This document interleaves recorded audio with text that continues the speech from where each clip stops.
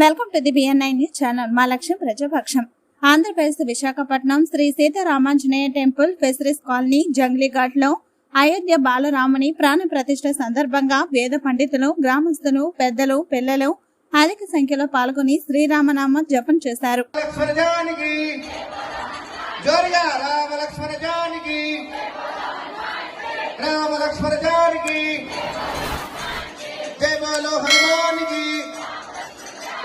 राम लक्ष्मण जानकी जय बोलो हनुमान की।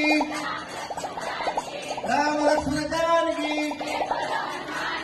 जय बोलो हनुमान।